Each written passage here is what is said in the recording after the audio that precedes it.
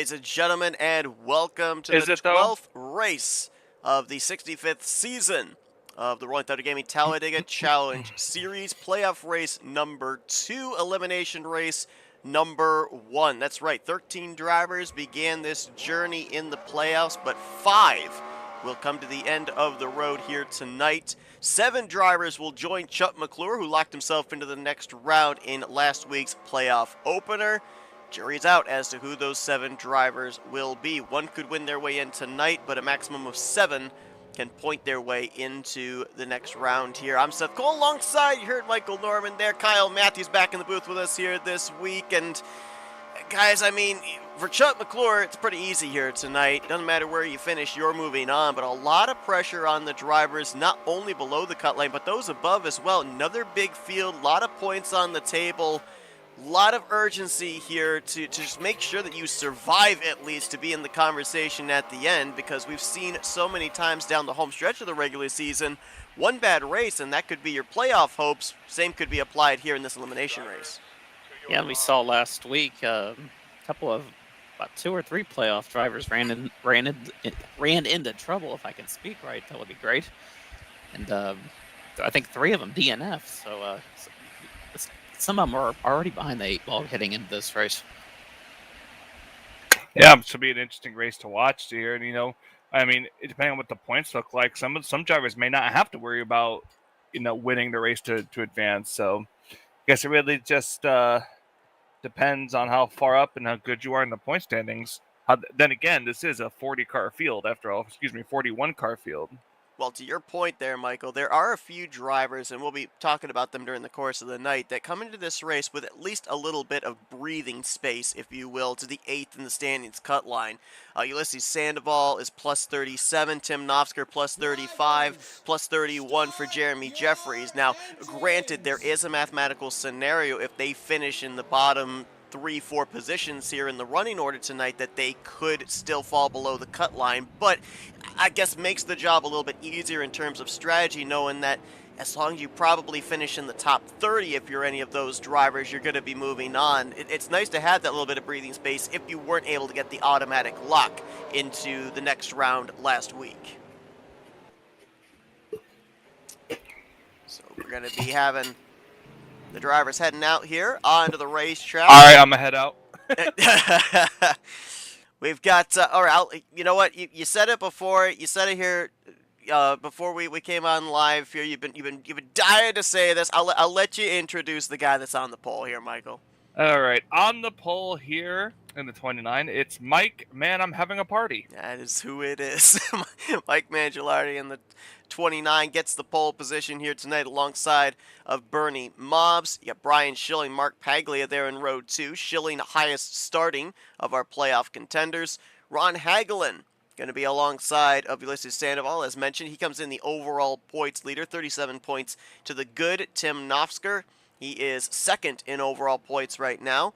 A total of 35 points ahead of the cut line. He'll be with Brian Rawson, Pat McCarsky, and Chris Elliott in the field here tonight. Going to complete the top 10. Chuck McClure locked into the next round. He's looking to add to that win total here as he's got 2 victories on the season. He'll be back in row number 6 with Bob Seminara. Brian Lovell, another of our playoff drivers that struggled last week. He's 10th in overall points below the cut line. Needs a good run tonight to advance. He's going to be alongside of Dennis McCarthy. You got Billy Elliser, who will be alongside of John Godfrey. Looks like we're a little straddling that outside line there. Bobby Farrell, alongside of Terry Bombard. Terry coming to this race, the 8th driver in points, so he is the benchmark here tonight. There's Jeremy Jeffries, Glenn Harris, Doug Hewlick, Greg Lovell. Don't think we're going to get completely through the starting lineup here before they go green. Josh Metallic back here in midfield, another of our playoff contenders. Greg Palmer had an issue last week, did not get the points he was looking for. Sean Prime, late race penalty, puts him deep in the playoff standings as well. Keep tabs on all of it here as green flag is in the air. And Mike Mangialardi is going to lead us to turn number 1.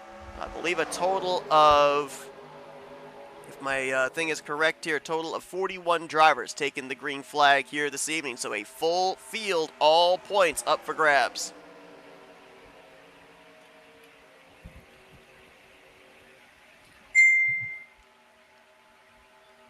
Your fries That are one. done.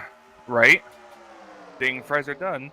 I could go for some fries right now. Me too. And Andy Fox Late Model Series fries? Never tried them. They were Ne- advertised so often, I never got to try them. Never heard of them. We're 3 wide back there.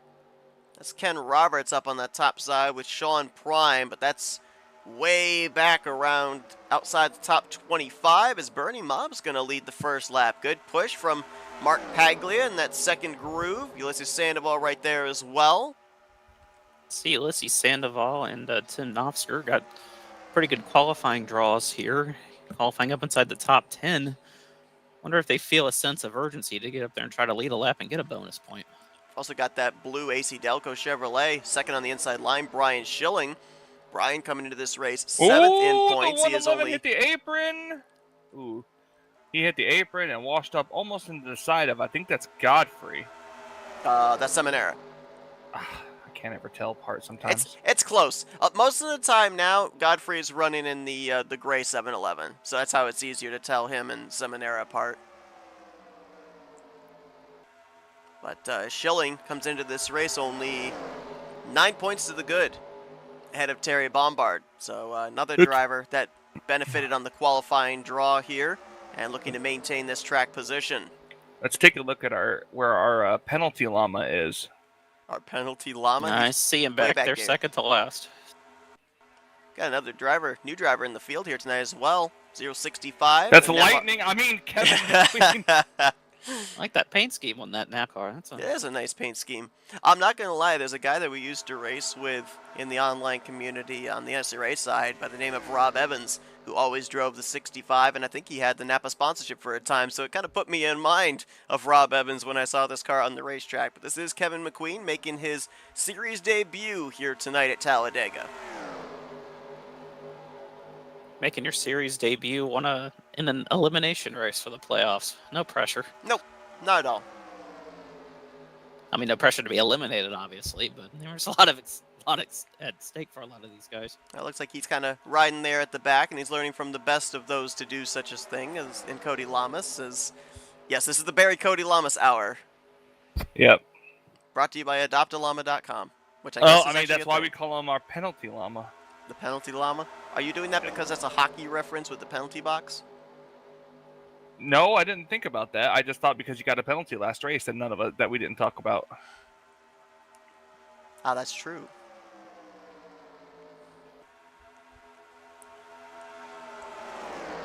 So yeah, Cody Lamas got a penalty last race. was forced. I was about to say. Anyway, we're not going to talk about it, and you decided to still talk about it. Was told he wasn't going to be able to qualify. Not that really hinders him in any way whatsoever. Yeah, it was kind of that. Oh no! Anyway, Tim Knopfsker trying to lead that inside it's Pat McCarsky stuck in the middle, going backwards. line. Got Chuck McClure right behind him. 3 wide again. It's Brian Lovell up there on the top side. Brian comes into this race 10th in points, 15 points below the 8th in the standings cut line. One of those drivers that struggled last week at Burt Screwdrivers Raceway, so he's got to get points here tonight.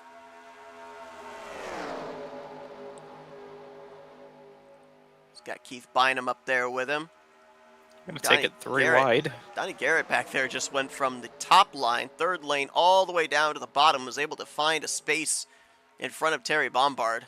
You see Sandoval moves to that outside, moves to that middle line. I don't know if I'd have done that with him going 3 wide like that. Yeah, things are really broken up there, middle and third lane.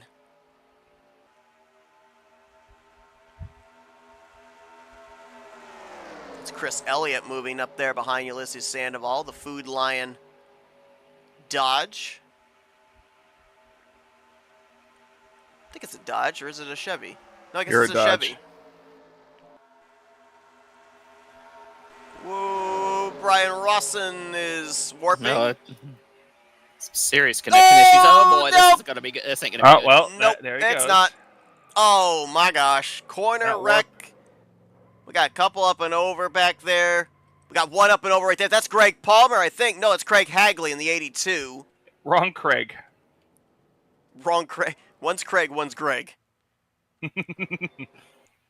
Couldn't get back on all four wheels. There is Rawson, who was the warping car. Pat McCarsky involved. Trying to see if any of our other playoff drivers are in it. There's Donnie Cameron, Glenn Harris, Jessica Shelton, Kelly Causey, Dennis McCarthy. I don't know about Denny Carroll, but I believe Sean Prime got a piece of it. And Sean comes into this one 12th in the point standings. A total of 18 points below the cut line. Denny Carroll is 13th of the 13 playoff drivers after he suffered a DNF last week in the playoff opener. I was going to mention as well that we normally see Brian Rawson start out back, much like Cody Lamas, and he started this race up inside of the top 10. He's having a good run, running in the tire tracks of another Dark Horse Mustang in Mark Paglia, but let's see. Pushing him to the lead, actually, when this happened. Yep. We're going to focus on the 024 just because the 6 is warping. It'd be difficult for the camera to stay focused on him. I believe that around where the 024 is where the 6 reappears. Yeah, right into his hood.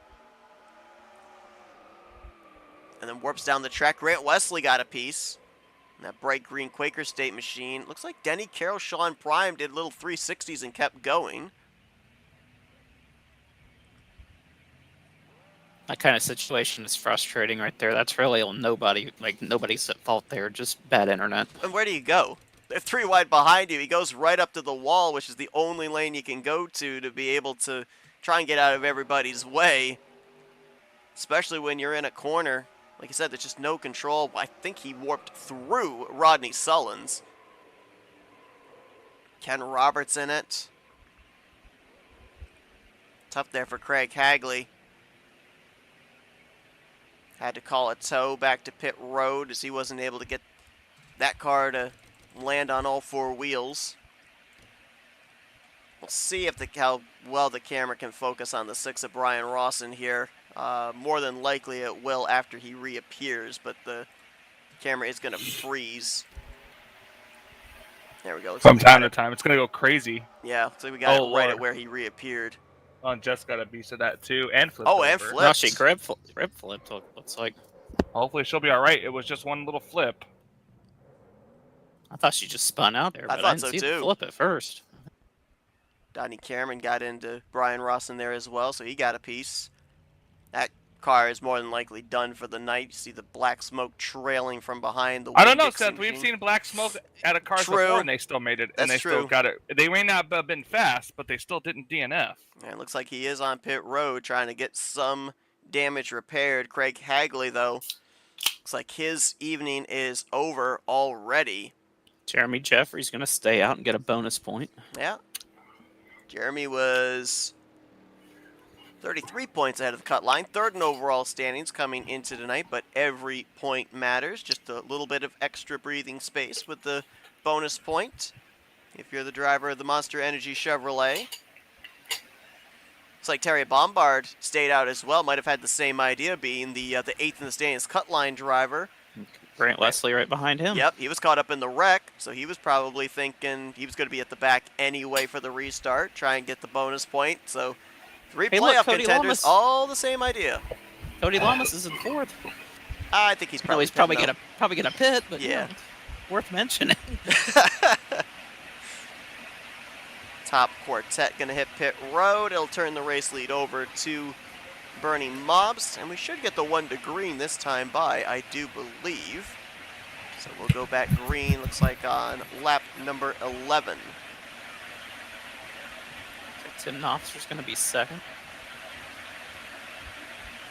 Hagley Hagley in the McClure. 28 will be Chuck McClure, the only one comfortable out there tonight, I would imagine. Alyssa Sandoval right behind him, so got some playoff drivers right up here in the top 10. If I remember correctly, I believe that if you end up winning the race, leading a lap, leading the most laps, the most points you can get in a race is 47 points. Now for Ulysses, he came into this race 37 points ahead of 8th in the standings. There is scenarios here, depending on, if we end up having some more big wrecks, have drivers out of the race, where a driver could, before they even take the checkered flag tonight, lock themselves into the next round. For Ulysses, he would need to have, I believe, another 8 or 9 drivers retire out of the race, but that would secure him the spot of getting into the playoffs. He would mathematically not be able to fall any lower than 8th in the standings. Still working on Brian Rawson's machine. He is not officially retired from this race, so until we get an update on him, we will continue to announce him as still scored in the event. So we have 40 drivers still scored, and 39 of them still are scored on the in the event. Well, as you see, we always got those. What's that supposed to be a reference to? Nothing. Nothing? You just being Daniel Thrasher making stuff up? Yep. Yep.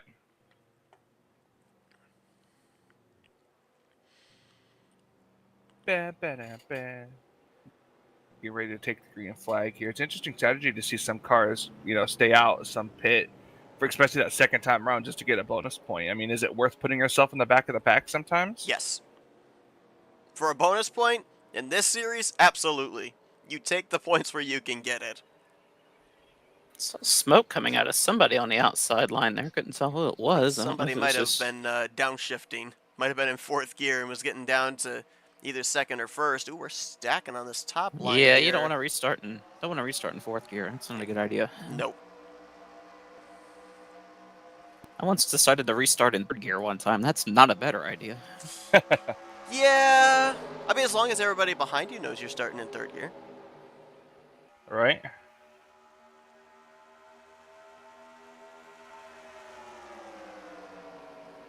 Bernie Mobs going to stay on the inside line here on the back straightaway. Normally we'll see a driver that leads through 1 and 2 move up to the middle groove where the momentum usually is, and we can see it's definitely there with Nofsker getting the push from Chuck McClure. He'll get to the right rear quarter panel of that Citgo Dodge. Or Chevrolet. Man, I'm so used to Bernie being in a Dodge. I'm so used to Citgo sponsoring a Ford. So, I mean, we're all confused here. Looks like Tim Nofsker's going to get a bonus point here for leading this lap. Running around the outside lane here. It's where you want to be. We see it time and time again. The inside lane, it really does end up getting super frustrating when you're just on the inside. You expect to go forward, but you just can't. Interesting scenario here with Chuck McClure as well. Remember we talked with him last week in Victory Lane with being locked in the next round. What kind of goals did he have set now for this elimination race? And one of the things he talked about was trying to help a teammate be able to advance as well. Maybe he's picked Tim Nofsker to be that teammate here as he pushed him to the front, and now it's kind of his wingman trying to keep him out in front with Chris Elliott, Brian Lovell, pole sitter Mike Mangialardi right now. The top 5 all lined up single file on that outside line. There's the John Godfrey car for you, Michael. Gilbert Godfrey. Gray, yep. Behind him, Greg Palmer in the 22. Greg, a former winner this season, locked himself into the playoffs, but he's 11th in points coming into tonight. 17 points below the cut line. Another driver that dodged a big bullet, as I'm pretty sure Brian Rawson warped through his car, but didn't actually make contact, is Rodney Sullins. Rodney is the first man outside of the cut line coming into this evening. 7 points below Terry Bombard, 9th in the overall standings.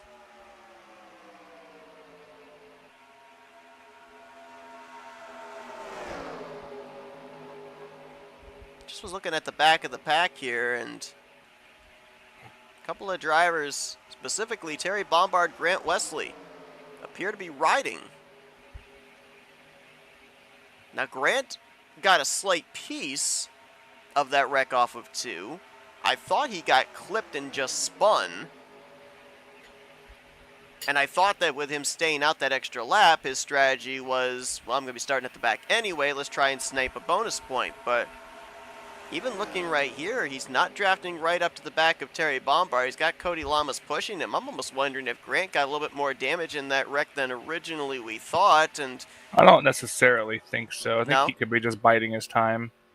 Greg Lovell's way back here as well. He's completely lost the draft.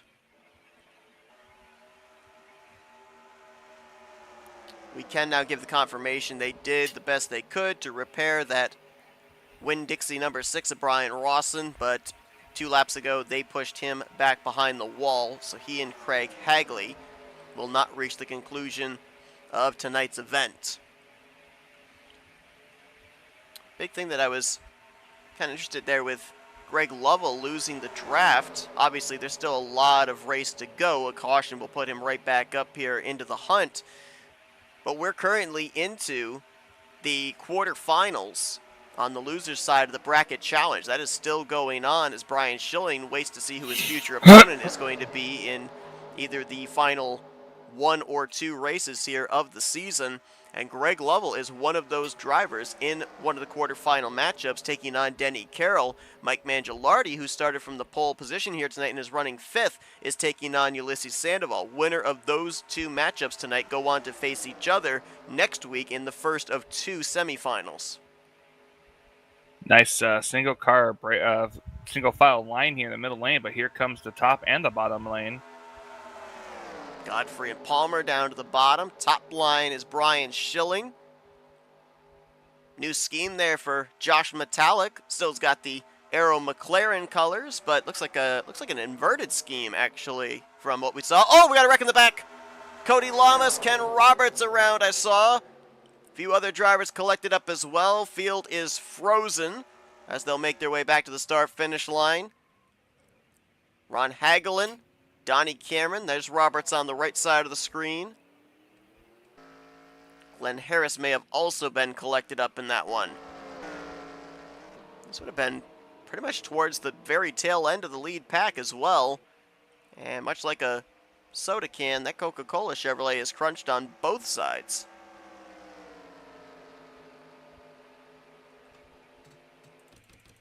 Let's see what happened here. Caution coming out just before when we would have had green flag pit stops if we had been under green. Not exactly even sure who this starts with. I thought it started with Hagelin, but I think somebody... Oh, okay, so it was Ken Roberts in the 55. We'll bring it back here to off of 4. Pat McCarsky is the blue machine behind Roberts, and it was hard to tell from that angle if Ken got a bump or if he tried to squeeze his way down into a hole that wasn't there. Oh, Cody Lamas. I mean, he there were clipped the 2. outside wall. I think there were 2 separate wrecks there, it looked like. Go back and look at Cody when we get a chance. Cody, I think, got turned, maybe slowing down. Yeah. Wrecking the follow-up wreck. Might see it here from the chopper cam, bottom of the screen as we look at the initial. Ooh, yeah, I think the 97 may have clipped the right rear. And, oh, Cody turned no, himself. Cody under braking. Might have gotten down there on that paint line, and it got him loose as he was braking for the wreck.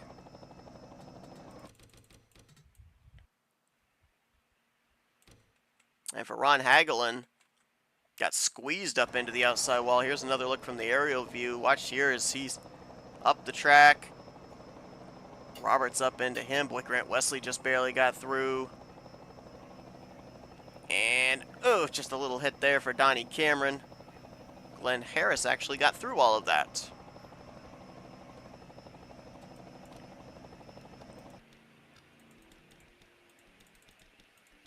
So caution for the second time here this evening, and it looks like we had just about all of our leaders come back down pit road once again, with the exception of a few.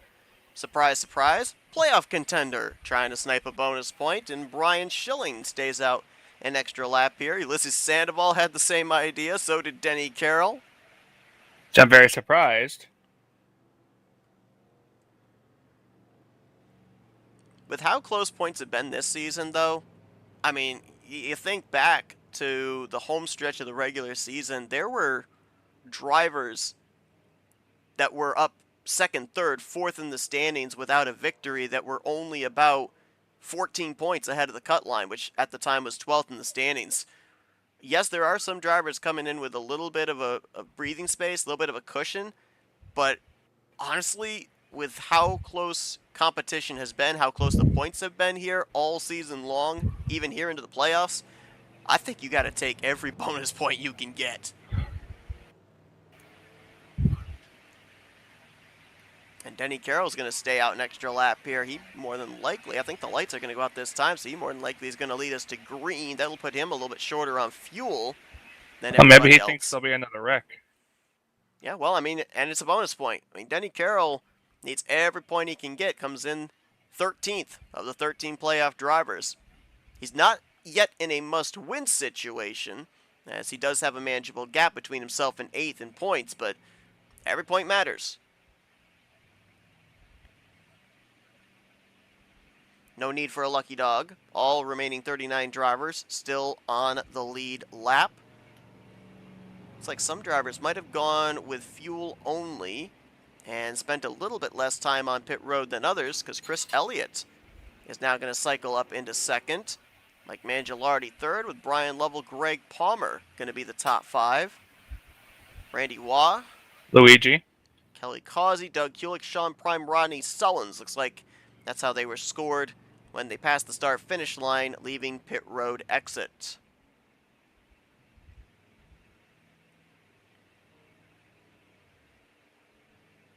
$41 going to try the outside lane.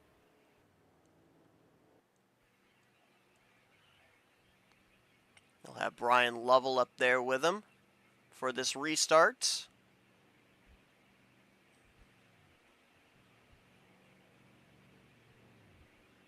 Just checking back here towards the rear of the field. Looks like an extended stay on pit road for Tim Nofsker in the 088. He's going to restart all the way back in 36th position, so not sure what happened with him. Maybe a speeding penalty. He was leading. Yeah, that's what awesome. shocks me about that. Looks like Brian Schilling obviously was staying out the extra lap. He's going to be deep in the field. Same for Sandoval, Josh Metallic, Chuck McClure, all outside of the top 20. So we'll see if they can make their ways back forward. As we'll go green just around the time if we had gone green from the start, when these drivers would have made their first round of green flag pit stops. So we're kind of back on the same scenario, where these drivers will have to make 2 more stops before the conclusion, and we're going to have another lap of caution, I think, because we just had an incident back there mid-pack. Saw Cody Lamas, Kevin McQueen around, Keith Bynum, and you see the pace cars coming back out, so we'll have ourselves 1 more lap of pacing before we turn them loose, which give us time to fill you in on what's on the road ahead next week here on FRN. We begin on Monday night at 9 p.m. Eastern, continuing on the playoffs for the Bare Bones Racing Series for Rolling Thunder Gaming, as we'll be at the home of the Yard of Bricks, Indianapolis Motor Speedway. It'll be our first elimination race of those playoffs, as Grant Wesley, the only driver that has currently locked himself into the next round. Wednesday night. Oh, sorry. No, I forgot what you were doing. I was going to say, should we quickly take a look and see what happened after you give us the weekly update? I think it was just stack up. It's like everybody got going. I think your face is just stack up. Is it double stacked or triple stacked? I don't know. Where it depends. Where are we at? Wendy's? Yes. But Wednesday night, we've got the Grind Cup Series as they draw closer to the end of their regular season. It's their music-themed race, as they'll be at the Nashville Super Speedway, the concrete-based mile and a third. That'll be Wednesday night, 9 p.m. Eastern Standard Time. And the next Thursday night, we're back here with the Talladega Challenge Series. 8 drivers in the second round of the playoffs. Kicking it off at Burnt Screwdrivers Raceway. Again, green flag and a wave at 9 p.m. Eastern Standard Time. That's a look ahead at what's coming up next week here on the Flatout Racing Network. We're here on Fern. Fern, yes. You mentioned Wendy's. I honestly considered trying the Taki fries that they've got there, but I'm a little Really? scared. I didn't know they had Taki fries. Yeah, I didn't know it either until I saw, I don't remember if it was an advertisement I saw on a website or if I saw like a commercial for it. And then we went there and they had them, and I thought about getting them, but I don't know. I love Takis when they go in. I hate Takis when they come out. Says the guy. Says the guy who can eat plenty of Mexican food. Uh-huh. You know what's funny? So I went shopping. I be able to handle those. but based off that description. It depends on what kind of Takis it is. If it's the chili lime, then it's really hot. But there Somebody's are. off the pace on the bottom, on the I think that apron was there. Greg Lovell. Sorry to interrupt you guys there, but I just had noticed that. And I went Yeah. shopping with my mom today, and I came across some coconut water. I'm like, oh, my friend Seth likes this. Oh, what kind of coconut water was it? I don't know, but it had chunks of coconut in the water. Ooh. was it supposed to? I think it was. Yep, you can blame Anthony McCurry for that one. He got me hooked on by coconut water. I like a lot of them now, a lot of the flavors. Well, Denny Carroll started on the outside of the front row. He has since now shifted to second behind Chris Elliott. Little photo finish there to lead the conclusion of lap 21 out of 22. Give it to Mike Mangialardi. Mike, man, I'm having a party. That was actually Mike's first lap led. Started on the pole, but didn't lead the opening laps. He's having a party. He is having a He's party. having a party right now. He's leading the race. Yeah. Thank you guys for allowing me to live out my dreams. This is America. Everyone can live out their dreams. America. Well, Seth, looks like you're not the only one that likes coconut water. Al Solins in our chat says coconut water is delicious. Yes. We are a rare breed, Al. Most people I talk to, they don't like coconut water. They don't even like coconut at all. And I think they're crazy.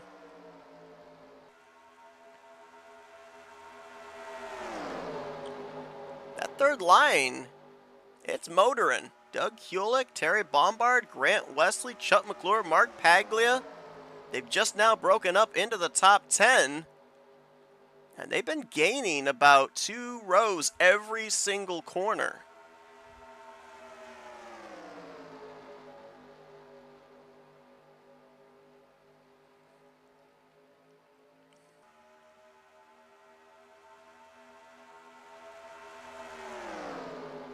You know, something we've talked about here, beginning of the playoffs, and it's going to increase as we get further and further here into the postseason, is the number of drivers, the ratio of drivers non-playoff to playoff.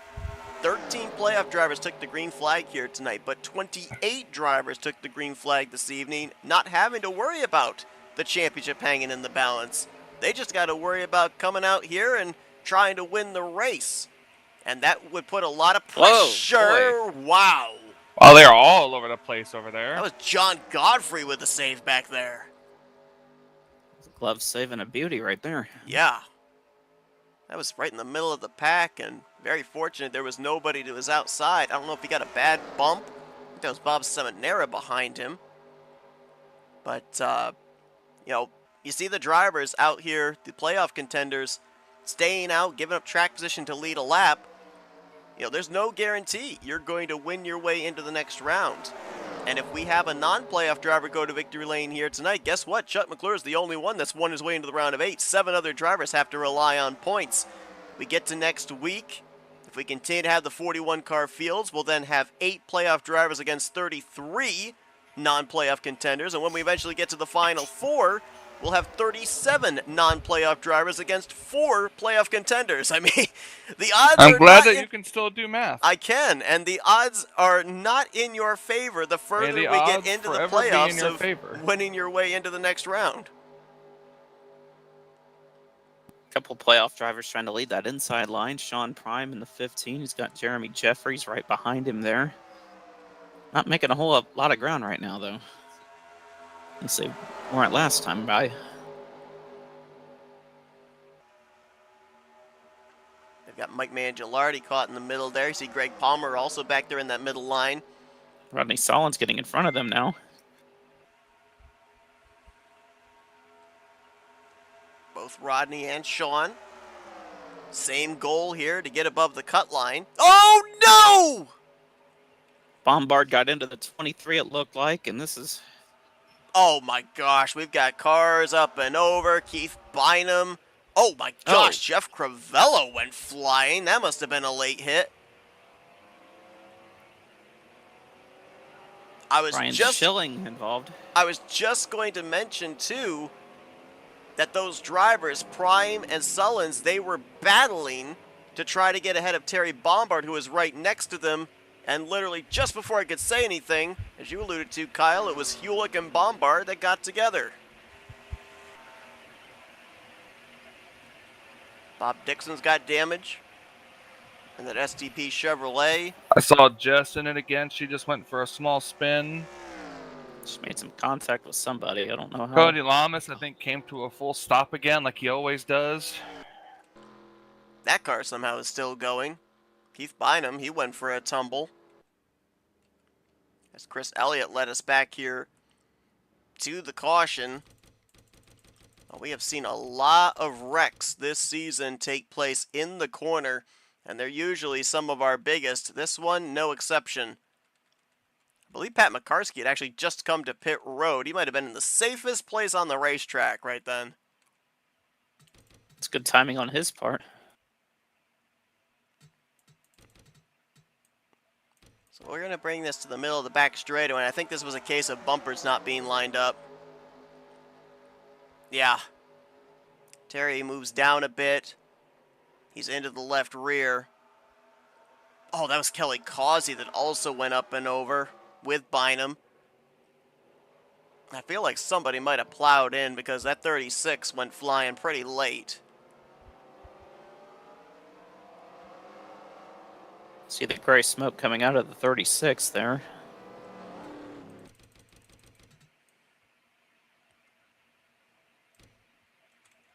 Let's find the 00 of Kelly Causey. Focus the camera on him. Wreck's already taking place up ahead. And right there, gets squeezed up into the wall. Oh, okay, well, so no plow, but a suplex by Kelly Causey to Jeff Crivello.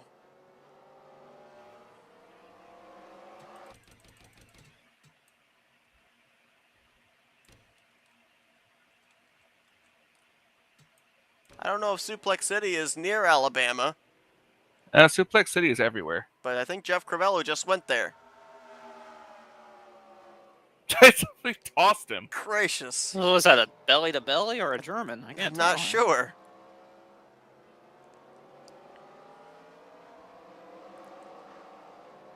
Call it a belly-to-belly overhead. Is Brock Lesnar in Talladega right now? I think somebody that got a pretty good view of that was Ulysses Sandoval. He's on board with the 096. See if we can see it. Immediately getting on the brakes. He didn't even attempt to drive through it. Smart move. Look at all the cars there on the inside. Chuck McClure was down in that. There's Brian Schilling. Don't know how much damage Chuck got out of that wreck, but I'll bet he's very happy right now that he's already locked into the next round with his win last week.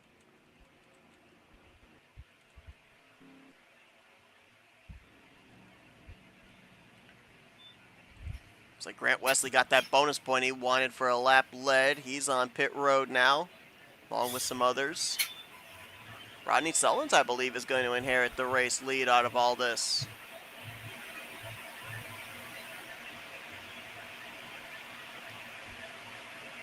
So update on Pat McCarskey. Saw him coming to pit road just before that wreck ensued.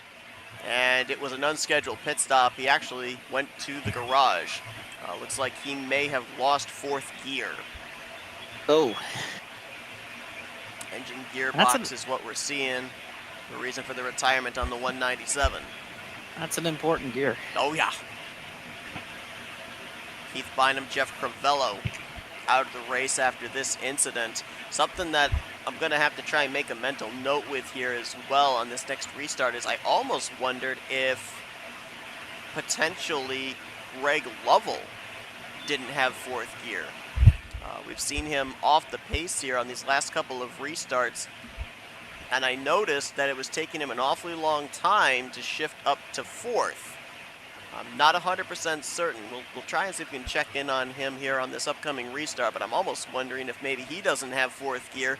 Now, people are probably wondering, well, why is McCarskey out of the race and why is Greg still running? Remember, Greg is still in that bracket challenge battle with Denny Carroll.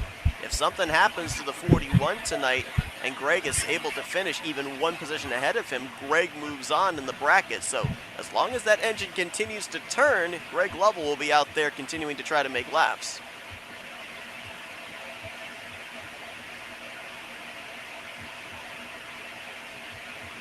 We also saw Terry Bombard right in the middle of that wreck. Did see some damage on the rear end of his car. Don't know just how extensive the damage was.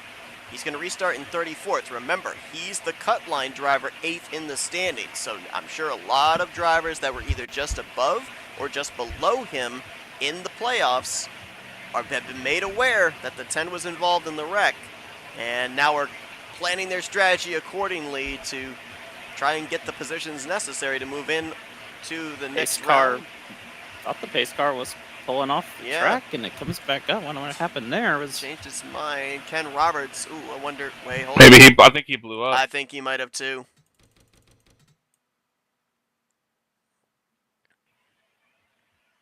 Yep, I think that's exactly what happened.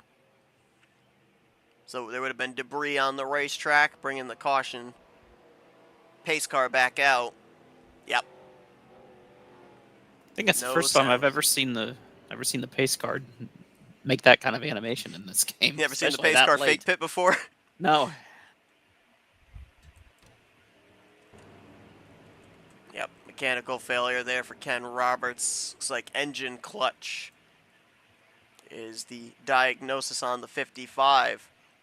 And Bobby Farrell saw the 92 sitting on pit road for a good number of laps there under this caution. He is out of the race as well now. Engine ignition. So we've got an engine clutch, engine ignition, and engine gearbox for 3 of our retirees so far here tonight. That is a very weird number of mechanical failures. The only one we haven't seen that I can think of that still relates to engine is engine header.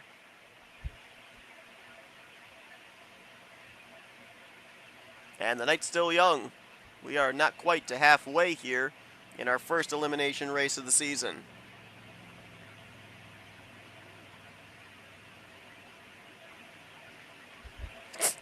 Al just said Rodney may blow his engine to keep the Alabama car from beating him.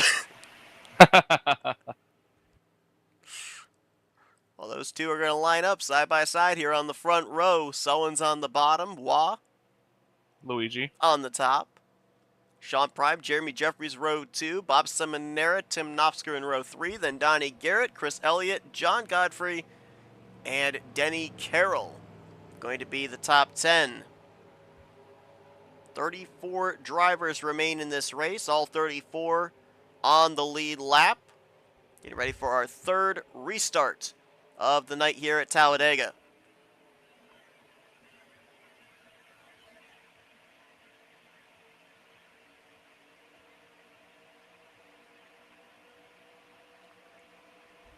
I believe we are down now to a one-stop race from here on out. Possibly. Let's see. They can go 20 laps, right? Yeah, we should be. Yeah, 19, 20 laps.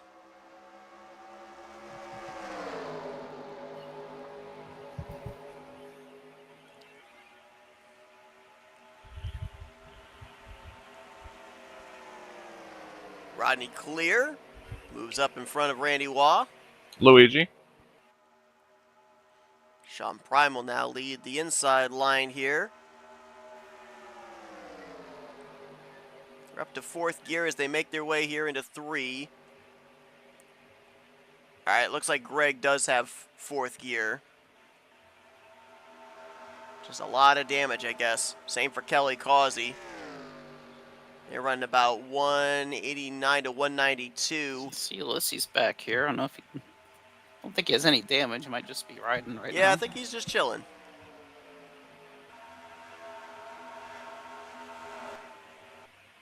I mean, Ulysses' situation to advance into the next round is looking better and better as this race goes on. Mentioned he was 37 points above the cut line. we've got 7 drivers in the garage area. The worst he's going to finish this evening is 34th. And I believe the projections that I had beforehand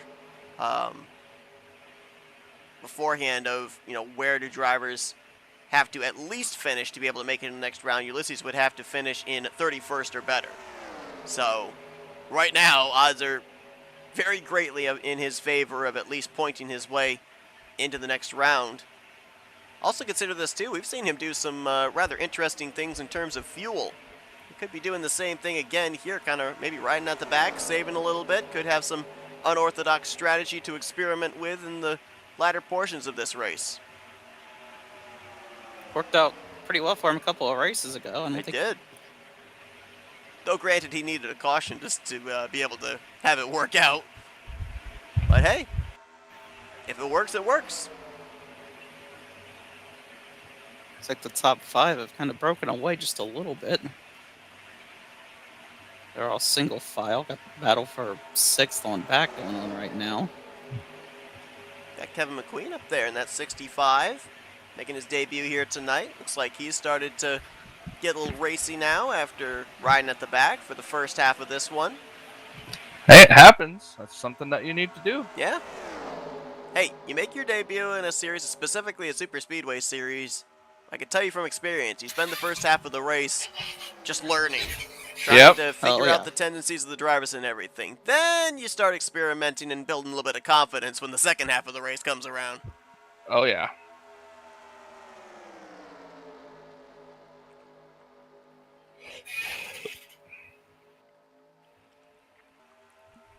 It's like now we're going to get at least maybe 9 cars single-filed here. Palmer, Schilling, and McClure. Well, never mind that. Greg's got to run. He's going up to the outside line of Denny Carroll, and Schilling, McClure will follow him there. Trying to latch on. Sean Prime as well. And now Nofsker dives onto the bottom. No help, though. No. Had the run. Nothing in the rearview mirror to help him down the back straightaway.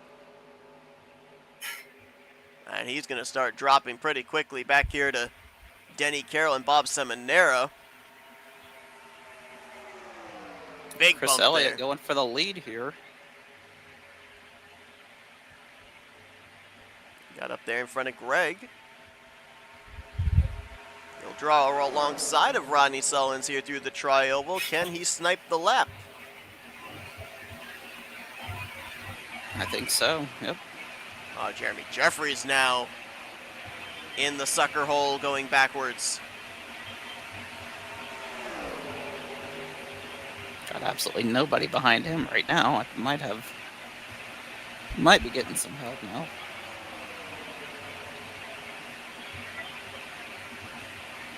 A lot of playoff drivers up here, all in different scenarios. The 38, the 088, the 41, the 22, the 4, the 15. Now Chris Elliott's in the middle going backwards. Man, a lot of drivers getting sucked into that middle line. One wrong move, and that's what happened right there. Maybe I should go down on the racetrack and give a live interview to somebody as the cars whiz by me. Maybe you shouldn't. We need you for next week. New second place driver up there. As here comes Denny Carroll to the inside. That's going to put that 21 in the middle lane. Ooh, Palmer wanting to go with Nofsker, but had to be careful. He was almost into that left rear quarter panel. We've already seen the end result of something like that earlier on tonight. Sure, that 21 car would like a little bit of redemption from last week. Was racing for the win when that big wreck happened. Now Sullins, Randy Waugh, Luigi. Ryan Lovell, they're getting put back there in the middle. Looks like these drivers, the mentality tonight is if you've got the run, you're taking it somewhere. We're not riding right now. Greg Palmer maybe trying to snipe a lap here. He'll get himself the bonus point. That's his first lap lead of the evening.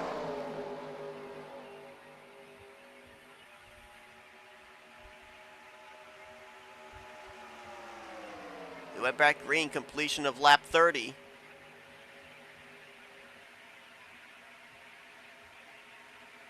So we are still a ways out from when these drivers will have to start thinking about coming to pit road, and you can tell with the double and 3-wide racing, that's the furthest thing from their mind currently.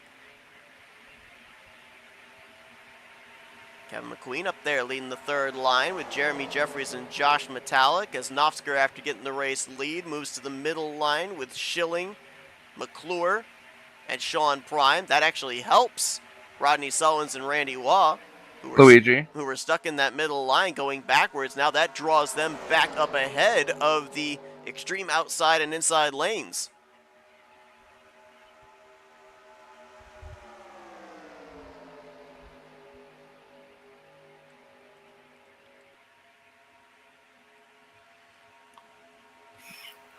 Breakaway here at the front of the pack because all the cars are single file here. Go ahead. You got to remember, too, we do still have that one more pit stop to go. Looks like there's a good number of cars that are a bit off the pace. You don't see them up here in this pack. Looks like the pack is a little bit smaller. Not sure how many. There's your stragglers. Causey, Lovell, Doug Hewlick. Caution's out. Caution! Oh, up front. It's in the tri-oval. Greg Palmer is in it. Grant Wesley. Terry Bombard. There's Brian Lovell. Some of these drivers were up battling inside of the top 10. Specifically, the 044 and the 22.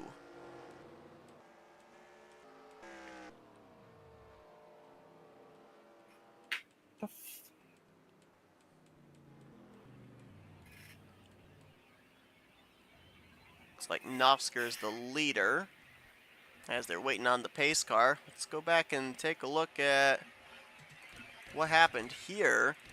And this may have been a wreck that is going to have playoff ramifications, where Greg Palmer is going to officially be the first driver eliminated from this round. Oh, wow, did he... looked like he was losing it before the contact happened. Yeah, that thing just went straight left. Was that he's in fourth gear. I was going to say, was that a money shift? But that was odd.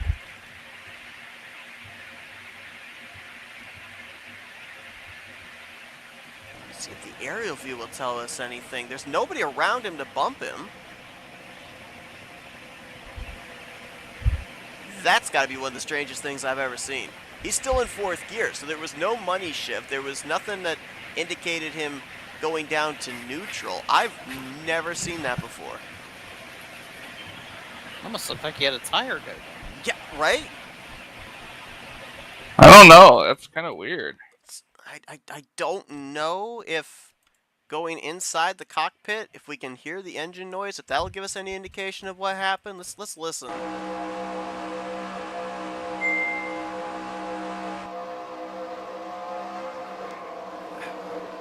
It sounds like the engine turns off. Could still have been a random blow-up. Could it have? Yeah, maybe.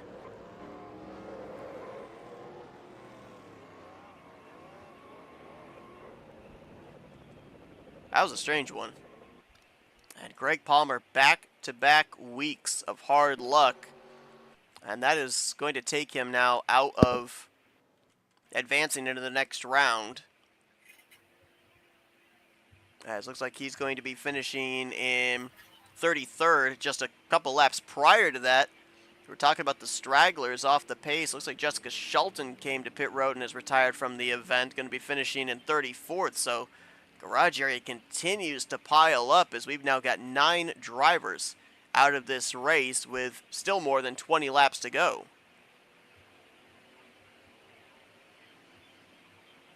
Terry Bombard stayed out to lead a lap. Another playoff driver sniping a bonus point. Sorry, the way this race is going with all these, all these mechanical failures. If this was an episode of Friends, it'd be called the one where everyone blew up. I mean, man, never seen so many mechanical failures in one race before. Yeah, so I don't know. Based off what we saw, assuming it was a mechanical issue for Greg Palmer, It's showing the reason for retirement as just retired. It's not actually showing anything mechanical, so we don't know the actual diagnosis of what went wrong on the 22. Could have been but something actual mechanical, like with his setup too. Could have. Good point. We're still not in. Maybe a pedal disconnect or a steering wheel. Maybe a steering wheel disconnect. With that thing turning to the left as quickly as it did? I don't know. I feel like it would have went straight. Say, Well, Carl, you have a radio to our though. you have a radio to our in-race reporter, so maybe you can ask and see what if anything was said. I think our in-race reporter is out of the race. Yeah. Oh, is she? I didn't notice. But just kind of thinking, like, if you're... I mean, you would know more about this than I would, Michael, since you actually have raced with a wheel. You're in the tri-oval, so you are turning left. If a wheel disconnects, does it continue to turn in the direction that the wheel was previously going, or does it go straight? I feel like it would just go straight, to be completely honest with you.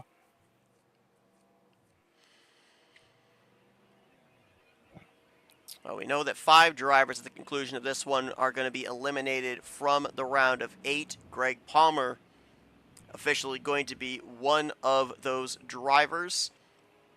We'll have to wait and see who the other 4 are going to be. A lot of the drivers that were below the cut line are up here right now inside of the top 10. Sean Prime going to restart in 3rd. Rodney Sullins behind him in 5th.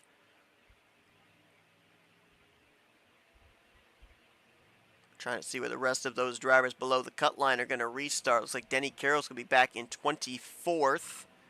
Terry Bombard, who was the cut line driver, back in 31st position. Brian Lovell in 23rd.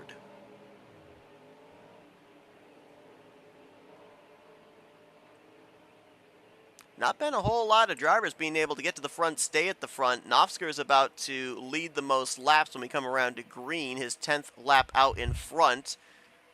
Bernie Mobbs has led 9 laps, and Rodney Sullins has led 8. Everybody else has led 3 or less. A number of drivers have only led 1 lap here tonight, a lot of them getting those bonus points under these pacing laps.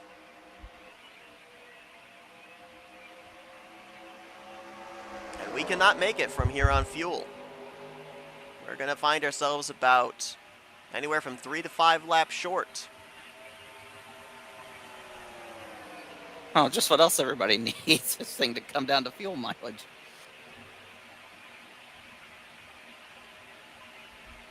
We've seen it happen several times here this season. Oh, yeah. And we've also seen a lot of drivers execute well and execute poorly on the money stops.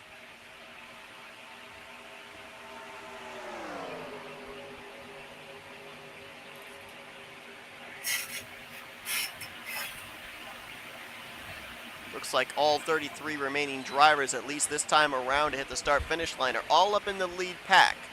Well, as soon as I say that, look back a little further, and Greg Lovell, Kelly Causey have lost the lead group.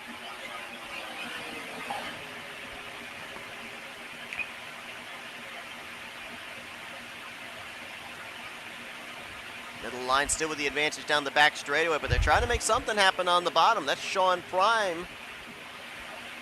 Help of Rodney Sullins and Jeremy Jeffries. They'll draw up at least alongside the left rear quarter panel of the 3rd place car, Chuck McClure. And then maybe give it all back here on the front stretch through the tri-oval.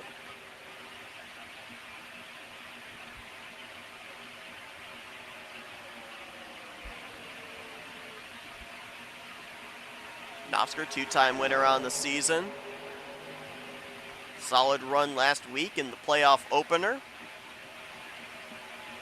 Came into this race a total of 35 points ahead of the cut line. So he would, if a driver, specifically Terry Bombard, won this race, he would have to finish in 28th position or better to secure himself a spot in the next round, and right now he is in possession of 2 bonus points as well, leading a lap and leading the most laps, so that's going to be good he's for in him. good shape. Rodney Solins just went from the bottom all the way to the top, and he has nobody behind him. I don't know if he was making a move or if he's dropping back on purpose here. Gonna Probably just slot had in. momentum, and he wanted to take the momentum Yeah, somewhere. maybe. Just nobody went with him. Momentum is very rare with these race cars. He'll tuck in behind Donnie Garrett in front of Mark Paglia.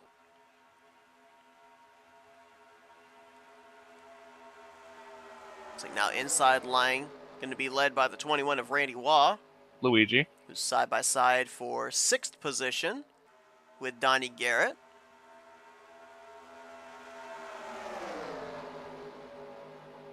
Interesting there. I noticed the 2 Crown Royal cars are running nose to tail. I don't know how that happened. Oh, yeah, you're right. Chevrolet of Carroll and the Ford of Billy Elliser. It's a number of drivers we really haven't talked about here tonight, and in some ways that's a good thing. It's meant they've been able to stay out of trouble in these wrecks. Elliser being one of those drivers. Mark Paglia, haven't really mentioned him a lot here tonight. He's been keeping out of trouble. Nice debut right now for Kevin McQueen. Josh Metallic there as well. Josh was 23 points ahead of the cut line coming into tonight. Right now solidly inside the top 10 as he will barely fit up in between Bernie Mobbs and Grant Wesley.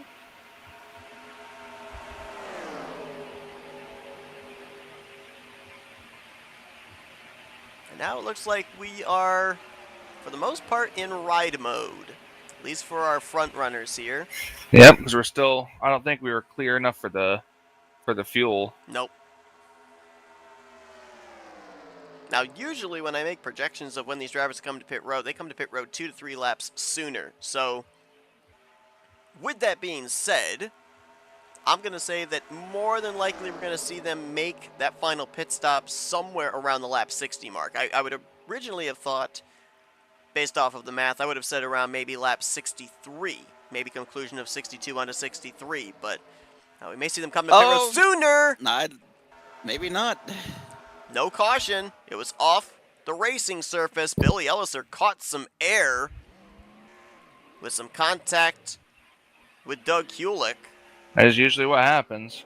And that's the second straight week that 26 car has gotten spun out and didn't bring out a caution. Yeah, last week off of 4 with Cody Lamas. Let's see if we can quickly go back and take a look at that incident there just past the start-finish line. 26 caught quite a bit of air there.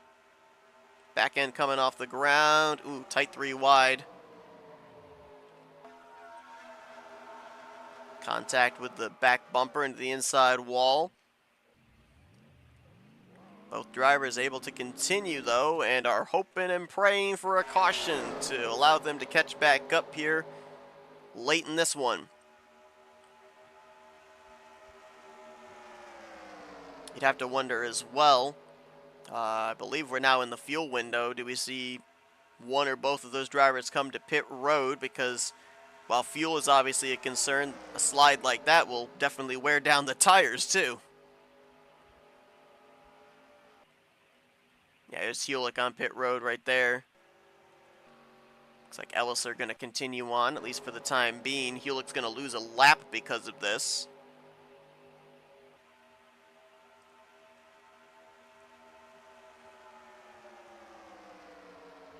And now it's a question of just how short of fuel are you? Because, again, going back to my original math, these drivers would have found themselves anywhere from 3 to 5 laps short. That's about half a can of fuel. But if we're about maybe a can short of fuel, specifically if you're Tim Nofsker, because you're using up a lot more fuel than the drivers behind since you're providing the draft and you're getting the worst fuel mileage, I mean, we get about 5 laps further into this run, the window's open to come down and put a can of fuel in to get to the end. So anywhere from lap 56 to 60 is when we'll probably start to see drivers hitting pit road here, and it's going to be a question of, do you run the risk of just taking on half a can of fuel, or do you put in that full can, and do you take tires along the way as well? Well, it depends on when they come down. If it's within 10 laps to go, then obviously it's one can. Isn't that right, Seth? Yep. And do you risk putting the tires on? That's the question. Yeah, I mean, I don't think so. probably not. This late Not in the for half a race, can. no. If you were taking 2 cans, maybe you'd go with some right sides or something.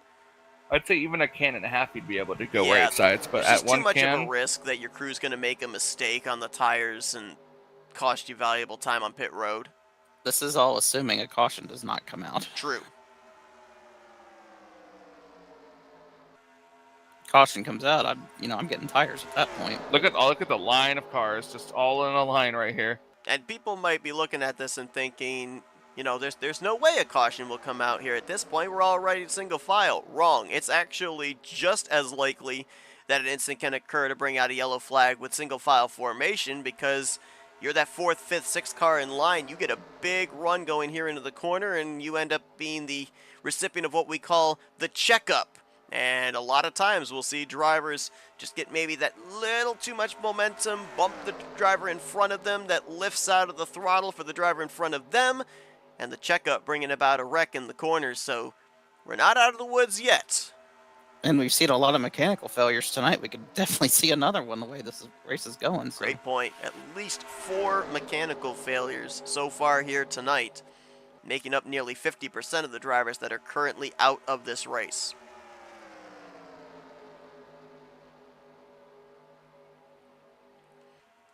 I think it's safe to say, No, it's never safe to say anything. with 12 and a half laps to go and 19 make it now 20 laps out in front, I think Nofsker's locked up the bonus point for most laps led.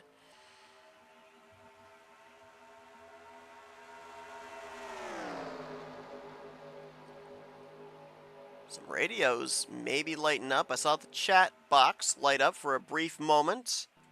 Donnie Cameron's on pit road. Could we start to see drivers coming to pit road even now in the next couple of laps?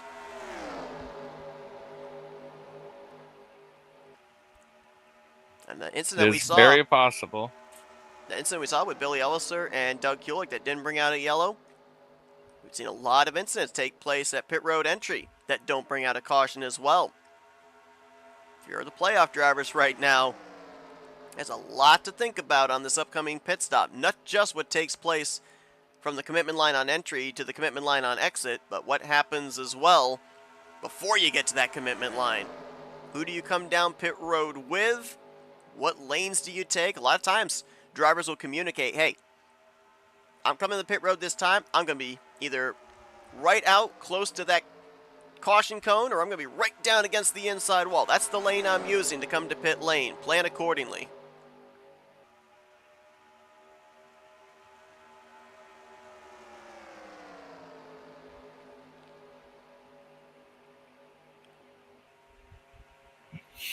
Single file line down here.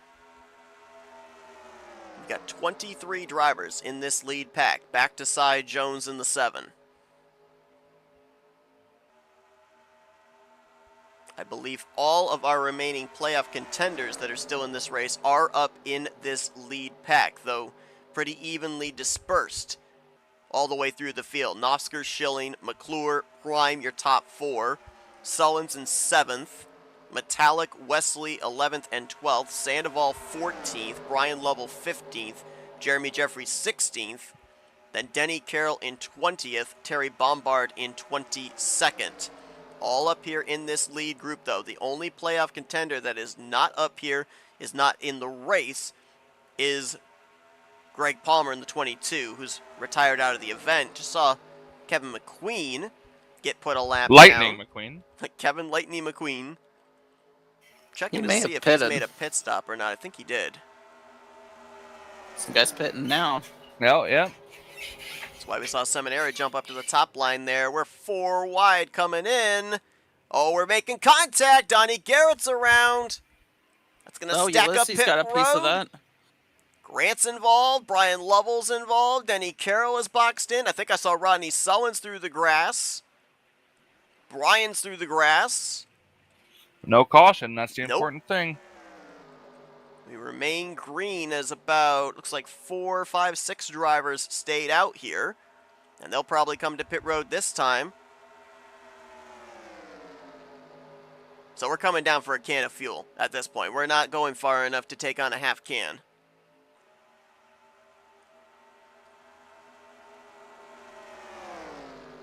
Here comes the rest of them onto pit road, including Jeremy Jeffries, Josh Metallic, and Terry Bombard.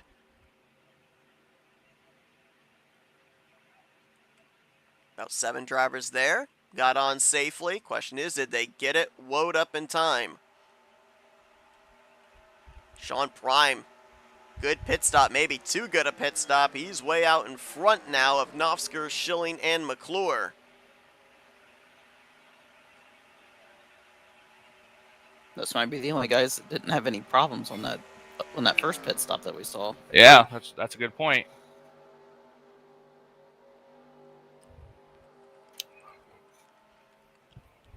Bob Dixon's coming back in, so too is Randy Waugh. Luigi. Tough break for them. Brian Lovell there with Denny Carroll. Doug Hewlick, who I believe is still a lap down. Yep, he is. Ron Hagelin, John Godfrey, all here. Gilbert. Trying to see if they can catch up to some of these drivers. There's Cody Lamas by himself. 3-car pack with Sullins, Wesley, and Sandoval. Seminara had a good pit stop trying to stay in touch with Chuck McClure. As here will be the battle for the race lead. Sean Prime has, or does he? Maybe it might be Josh Metallic that actually has it here. Nope, actually Jeremy Jeffries. So this second pack of 7 that came down, they actually were able to maintain the track position.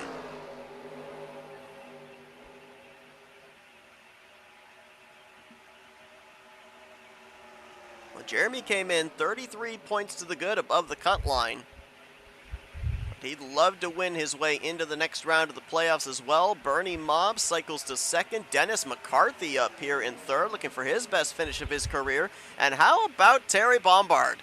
Was involved in a couple of incidents earlier on tonight. Came in with all the pressure, being the driver 8th in the standings, and he's up here inside of the top 5. Oh, man, he got hit with a black flag.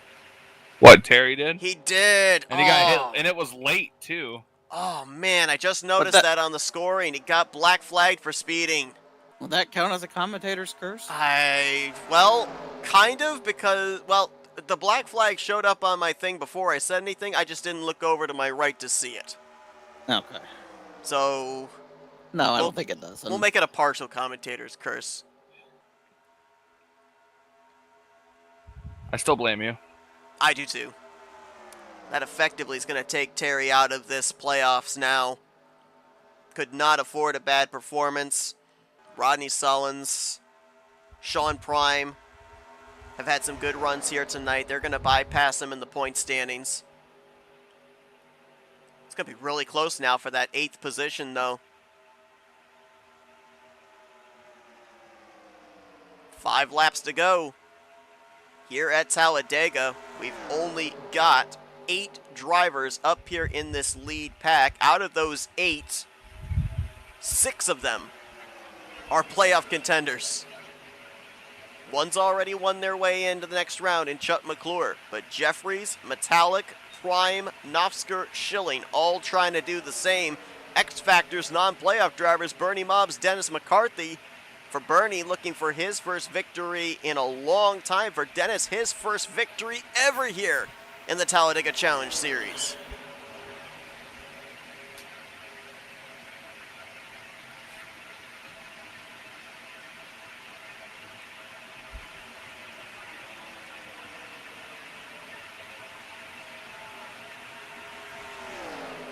As the laps tick away here as well, we know there's that new EXC to be able to get people racked up, open pit road one time, and go back green. But as we get closer towards the end of this race, we get closer towards the possibility where the next flag is going to end it, as there will be some traffic up ahead here for the leaders to have to deal with. One of them is Brian Lovell in the 044, going to go a lap down.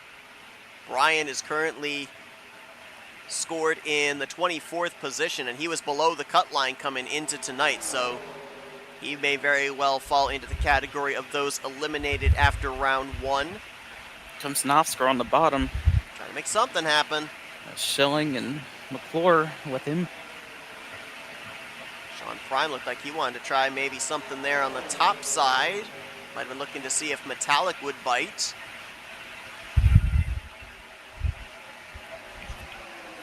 Randy Waugh falling behind there. He'll go a lap down. Right now it's looking like now Schilling. we're gonna get lap cars involved in this finish too. Yeah, a lot of them. Sean Prime jumps in front of Nofsker now to try to get by Metallic. If they continue to run where they are, I think Metallic, Nofsker, Jeffries, Schilling, they're safe to get in. McClure's already locked in. Jury's out on Sean Prime, who came into this one 18 points below the cut line. McCarthy moves into second, Prime to third. Mobbs and Metallic got shuffled out. 2 to go. I think at this point, any of these guys that entered this race below the cut line, they're this close right here. I think they're thinking victory right here. Ooh, wow, big movement there. Ooh, Sean Prime got to the inside of McCarthy. We're going to be 3 wide. Let's go open the door for Nofsker's. Nofsker's got a good run on the outside with Schilling. We'll see where the run goes. They're broken up on the inside line there. They're pretty well organized on the top. Nofsker trying to power around. Looks like they will make it back here to the whites.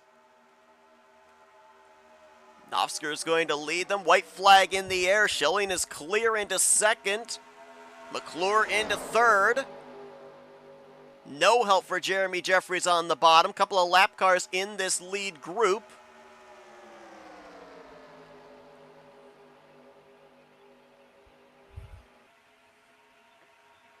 Nofsker's led 24 laps here tonight. Looking for his 3rd win on the season. First here in the playoffs to lock himself into the round of 8. Mobbs taking a peek low. He's going to have some help here from McCarthy, but he might be too far back. Does Schilling try to make a move? Caution's out. Doesn't matter. Through the tri-oval. It's like Schilling's going to stay committed to Nofsker, who's going to pick up the victory here tonight. He's locked into the next round. I believe Schilling's locked in on points with his 2nd place performance, 1 week from his victory in the opener of the playoffs. Chuck McClure will finish on the podium. Metallic, I think, is going to lock in with 6. Jeremy Jeffries going to lock in with 8. Curious what brought out that caution. See if that could have shaken anything up. So Ulysses go by and...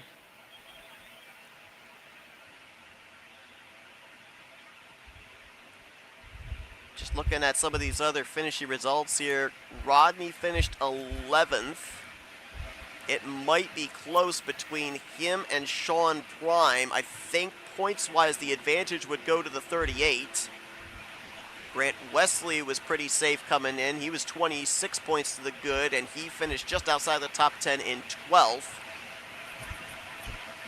And Denny Carroll finished in 14th. He was the furthest down of the playoff drivers. So, again, folks, do not take this at face value. This is just doing the quick math in my head. If I'm not mistaken, I think that the 5 drivers that will be eliminated tonight will be Terry Bombard, Brian Lovell, Greg Palmer, Sean Prime, and Denny Carroll. The only driver that will move in to the top 8 would be Rodney Sullins. But we'll get that confirmation for you before we close out our coverage here tonight. As Tim Nofsker, he came into this race tied for 2nd most victories on the season with Chuck McClure. He will now tie for most on the season with Ulysses Sandoval at 3 apiece. And I believe we're going to see him attempt the burnout all the way on the apron of the tri-oval. He made it about 3/4 of the way on his last burnout. See if he makes it as far or further this time.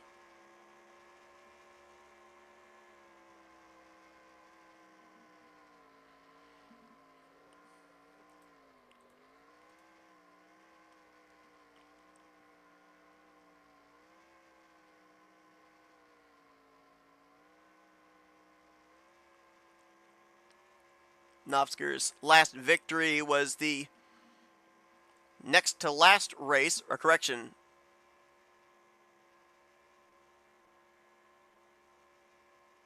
it was the final race, actually, of the regular season.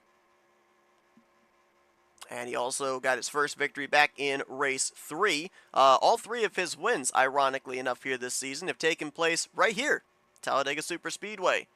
And this is where everything happens this season. It's where the elimination races are taking place. It's where the overall season finale is taking place. So he's got some pretty good stats here at this 2.66 mile Superspeedway. And if he makes it into the Final Four, look out. Nofsker might be looking for his second championship here in this series.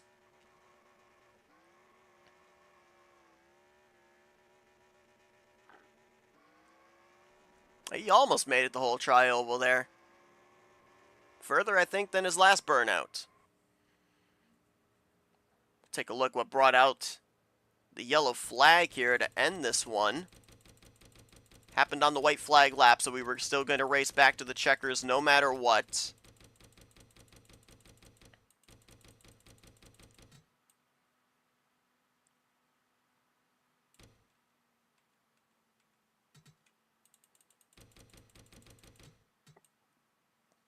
Pace car was already out on the racetrack.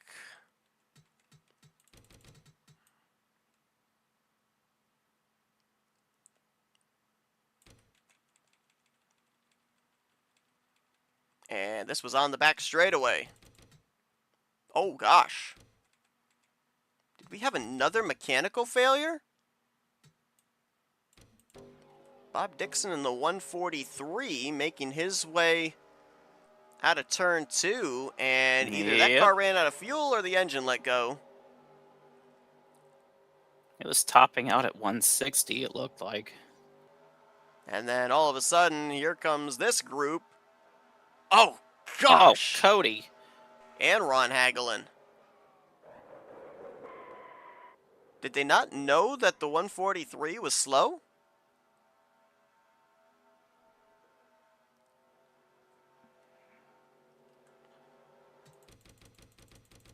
They ran right up on him and didn't move until they got nearly right to his back bumper. Granted, he's in the racing lane as well, but look how late the reaction is here of them darting left and right. I saw a suplex earlier. That looked like a spear.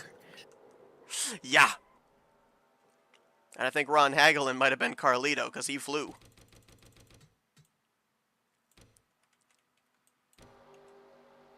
We normally see a car catch this much air when they're in the corners. That car was maybe a good 15 feet off the ground. Got back on all fours, though. He did. And I believe he drove it back to the start-finish line, crossed the line in the 22nd position. Cody Lamas also drove it back to finish 21st.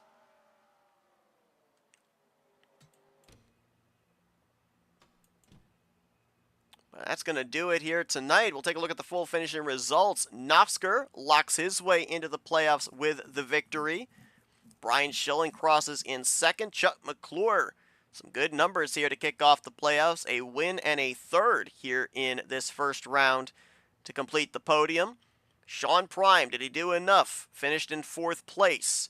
A lot of drivers around him in that cut line area finished well also. Dennis McCarthy, best finish of the season for him. He nets a top 5. Josh Metallic should point his way in with 6th. Bernie Mobbs, good run there in the conversation late in 7th. Jeremy Jeffries brings it home in 8th. Ulysses Sandoval will finish in 9th place with Bob Seminara. So Sandoval's moving on to the next round through points. Rodney Sullivan's finishing in 11th. That should put him above Terry Bombard into the top 8 to move on. Grant Wesley, he had a pretty good cushion coming into tonight. 12th place for him. John Godfrey in 13th. Denny Carroll needed a lot higher and needed a lot more playoff drivers to have issues to advance. He'll finish in 14th. So I believe he's eliminated. Chris Elliott on his return, 15th place. And the rest of your top 20 finished on the lead lap with Cy Jones, our pole sitter Mike Mangialardi. Terry Bombard came in the cut line driver 18th after the speeding penalty served. believe that'll drop him below the cut line, and he will be eliminated. Mark Paglia, Donnie Garrett were the last drivers to finish on the lead lap. Of our playoff contenders down here and the rest of the finishing results, really there was only one, and that was Greg Palmer, who finished out of the race in 33rd. Back-to-back bad runs for him here in this first round of the playoffs, so he will be eliminated, and number of drivers did not reach the conclusion, 9 in total, and as we documented, 4 of them, I guess you could add Bob Dixon into that category there, 5 drivers with mechanical failures here this evening. And I gotta wonder, guys, I mentioned the fact this is where the championship's ultimately going to be decided. We've got another round of eliminations taking place here. If we've got nearly a half dozen mechanical failures here tonight, something that's out of your control, that's got me nervous if I'm a playoff contender moving on to this round of 8. Yeah, I would be too.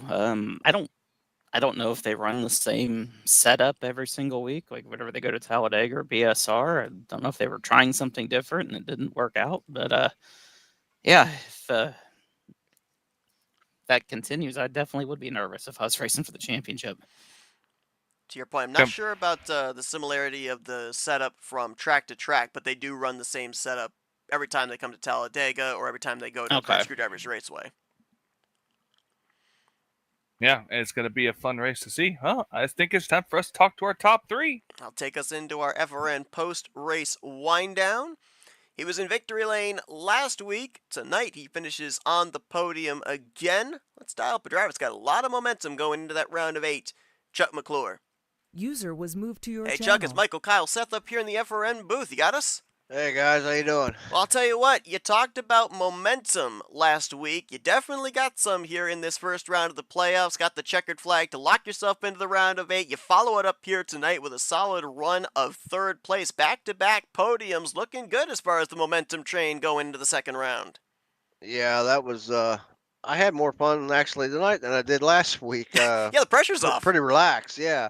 And I just, I told you last week I was going to try to help my teammates, and sure enough, it lined up and they both finished ahead of me. It was really cool. You ended up having to pretty much ultimately execute on a final pit stop, and we saw you, we saw the 4, we saw the 088 come down pit road. Everybody else kind of disappeared behind you with the incident happening on pit road entry. At that point, were you kind of worried that maybe 3 cars wasn't going to be enough to get back up into that lead pack? Yeah, I was concerned, but again, no worries for me. I was concerned for my teammates, but luckily we caught them. I wasn't even sure those guys pitted. They beat us out so bad when we go back on the track, and it worked out well. So we saw you go to victory lane to start off the season, took the pressure off of you there to be able to make it into the playoffs. Last week, you picked up the first playoff victory to lock yourself into the round of 8. So do we go into Burnt Screwdrivers Raceway with the same mentality that you went into it last week? Yeah, yeah. This is the only week off I actually have. Yeah, I'm gonna have to do well. I'm gonna be worried if I don't, and we'll just see what happens. Well, great run for you here tonight, Chuck. Congratulations on a solid round of 13 here. Looking to see that momentum carry over into the round of 8 starting next week. Before we let you go, floor is yours for thank you, sponsors, and shoutouts. Well, I appreciate you guys at FRN for putting us on. This is always fun to watch. I'm glad I got that right this week, by the way. Rodney for the paint. It's an awesome looking car, as all of his are. RTG, the guys here that run the place, Bones and Prime and Josh and all the guys, they do a great job. And everybody that's watching me tonight from Marshall County Schools and my friends and family, I really appreciate it. As Chuck McClure back-to-back podiums to kick off the playoffs, including the victory last week. He'll look to continue this momentum heading into next week in the round of 8. Congrats on the great run tonight. Best of luck when we get to BSR. Appreciate it. See if we can now dial up the driver that brought it home in the second position, also locking himself up a spot via points. Believe he is going to finish 7th in the overall standings here for the first round. Let's dial up Brian Schilling. User was moved to your channel. Hey, Brian, it's Michael Kyle Seth here in the FRN booth. You got us? Yeah, what's going on? Great solid run for you here tonight. Exactly what you needed. You came into this race with some breathing space, not a lot, but Execution here tonight, kept the car clean, avoided all the big rucks, kind of pretty much plan A here for this 4-car, but obviously I know that there was some alliance going on there. Tim, yourself, Chuck, all working together, but was there any point there? There was a point coming off of 4, you were clear to maybe make a dive to the inside. Did that enter into your mind at all of, he'll have enough points to make it into the next round. I want this victory. Nah, I knew I had enough points to get by, and Tim has helped me so many times. It's we get to a point where we take care of each other, and we just we'll hang out, because a good finish. I didn't have anything to gain by passing for the win, essentially. I'll ask you the same thing that I just asked Chuck, because you guys had a good strategy going, had a number of drivers come down pit road with you for that final pit stop, but there was an incident that occurred. The pit road entry kind of got blockaded up, and by the time you guys finished your pit stop, nobody else was coming out with you guys. It was just you three. Was there a point where you thought maybe 3 cars wasn't going to be enough to cycle up into that lead pack? It was a little worrisome when we first came out and seen the first group of cars that took a half a can, but then we came back around, there was more cars that were coming out, and it's like, okay, we're fine, but we would have been definitely pushing hard, even harder than what we were if it was just the 3 of us there. Something we talked about during the course of this broadcast, and we'll be certainly talking about it going forward here as we progress into the round of 8 and eventually into the final 4, is as we end up having these eliminations, and even before the eliminations here, I mean, coming into tonight, 41 drivers, 13 are battling for playoff spots. That means there's 28 other drivers out there looking for a checkered flag. The odds are going to decrease heading into next week of a playoff contender going to victory lane, with only 8 drivers moving on. How we've talked about your ability to go to victory lane, but I also know a lot we've talked about with this 4-car is the consistency. How much more do you think the emphasis is now with the bigger field, so many more points up for grabs, on consistency here in the playoffs? Oh, for sure. Consistency is king. When you've got a 1 in 41 chance of winning the race, so I try not to put myself in a bad position at the end, and take what I can get. If all I can get is a 10th place finish, great. Because if I do something a little risky, that 10th place finish can turn into a 35th place finish. So 25 points on the table. That 25 means a lot. So I'll always default to taking a 2nd place over a win if it means, if it's a 50-50 decision. So, hey, big picture racing, I love it. It definitely is important in super speedway racing when we see not only the racing itself, but the points be so close. You came in with some good breathing space. You maintained it here tonight. You're moving on to the round of 8. Congratulations on that. Best of luck next week as we begin that 2nd round of the playoffs. But before we let you go, Brian, floor is yours for thank you, sponsors, and shoutouts. well, first of all, thank you to Rodney. As usual, car looked great. Gotta love my Kevin Harvick throwback. He's got one more waiting to debut eventually here, so it's a familiar one, but not for this mod. Thank you to Tim and Chuck. I can't get into this position without them. Same thing with Mark, Sean, Prime. I know you ran with me a bunch tonight. Josh, Jeremy, Grant. Rodney. I always run with those guys. I always seem to find during the race. So, I appreciate their help all the time too. Thank you for the broadcast, everybody that sponsors, the admins for all their hard work, and once again, the drivers coming out, because it's just always seeing a full field of 41 cars all going for it. It's just amazing to watch. Well, Brian Schilling takes one step closer to another championship here in the Talladega Challenge Series. He advances his way into the round of 8 with a solid 2nd place performance in tonight's elimination race in round 1. Congratulations on moving on. Best of luck next week when we head under the lights to Burnt Screwdrivers Raceway. Thank you. And let's see if we can now go down to User was victory moved lane. out of Our your second channel. 3-time winner on the season. Let's dial up Tim Nofsker. User was moved to Hey, your Tim, it's Michael, channel. Kyle, and Seth up here in the FRN booth. You got us? I sure do. Great run for you here tonight. Your third victory on the season. This is kind of reminding me of a couple of seasons ago where we saw this 088 come to life, end of the regular season and into the playoffs. You won the regular season finale. You already were locked into the playoffs with picking up race number 3's checkered flag in the early going, but now picking up a victory here in this elimination race. A lot of momentum here for this 088 going into the second round. Yeah, it's been great. I'm just fortunate to run with some real good guys and picking up some momentum at the right time and making the right moves at the right time, and it's just some of it's luck, obviously, but if you surround yourself with good people, then good things will happen. We say some of it's luck, but you had a pretty dominant car here tonight as well. We saw a lot of playoff contenders making bids for bonus points under the caution periods, but you were out in front for 26 of the 66 laps. Obviously out in clean air for a good portion of this race, ahead of a lot of those big wrecks as well. You came into this race with a pretty sizable cushion. I think the calculations had you 34 points ahead of the cut line. So did that kind of put you maybe in a similar situation, kind of like Chuck, who had already won his way into the next round, to be a little bit more aggressive to go out there and try and get this checkered flag? Well, the funny thing is, my mindset going into the race was to be safe and take it easy, and I was able to find myself with track position early, and then I totally blew my pit stop under caution. Slid through, backed up, thought they were servicing the car. They weren't, backed up again. And then at that point, I thought I'm just going to top off, go to the back.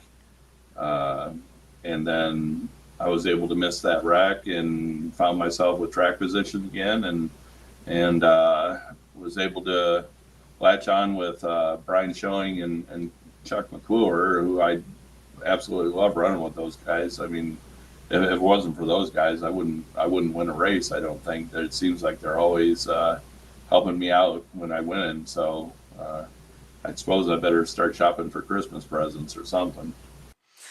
Everything we documented is taking place here at Talladega Superspeedway. It's where the regular season finale was at. It's where the elimination races are taking place, and it's where ultimately the final race of the season, where the championship is going to be decided. It's where your 3 victories have been here in season 65. But we were talking about this, and I don't know if it's just a one-off scenario here tonight. I don't know if some of the big wrecks we had near the start of this race came into play, but we saw a lot of mechanical failures here tonight. We documented at least 5 drivers that had mechanical problems here this evening. Is that something that you and the other playoff drivers that are moving on are going to maybe have in the back of your mind that's going to worry you a little bit, that they took place here at this racetrack, where we're going to be coming back to 2 more times, one for an elimination race and one for the season finale? Well, I'd say that's always a concern. It's always in the back of your mind, but you can't dwell on it. I mean, you have to get while you can, and if something happens, you just deal with it. Like last week, I was trying to get a good finish. I was lucky to squirt out of that wreck last week, and then, this week I found myself up front. But, that random mechanical failure that hammer could drop at any time. So you think about it, but you try to put it out of your mind.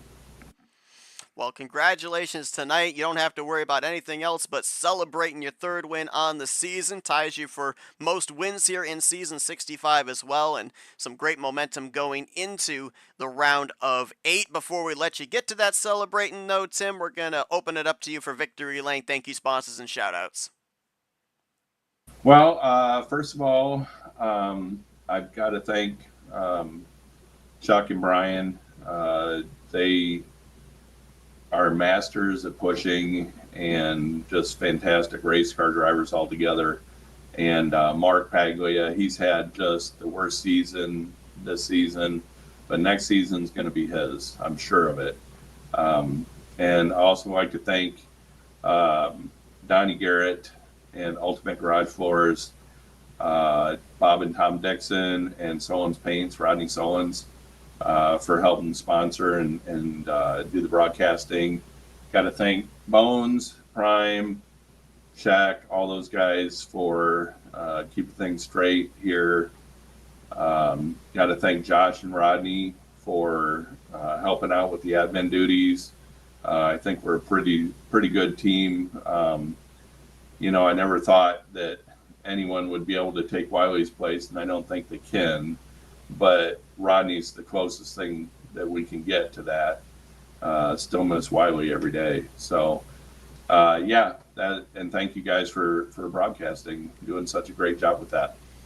Well, Tim Nofsker could easily have pointed his way into the round of 8, but he wins his way into the next round of the playoffs, picking up his 3rd win of the season here this evening and delivering another lengthy burnout through the tri-oval to the fans here in Talladega, Alabama. Congratulations on the victory. Hopefully we see you ride this momentum into next week as you get ready to fight in the round of 8. All right, thanks, guys. We'll see you next week. Tim Nofsker, your winner here tonight at Talladega User was Super moved out of your Speedway. channel. And we have the points in here, guys, with an interesting scenario. So we already know that Tim Nofsker, Chuck McClure, winners here in this first round. They're locked in through their victories. Ulysses Sandoval finishes the highest driver without a victory. He points his way in, was 3rd in overall points at the conclusion of this one. Jeremy Jeffries, Josh Metallic, Grant Wesley, Brian Schilling, all comfortably in. The 8th position in the point standings.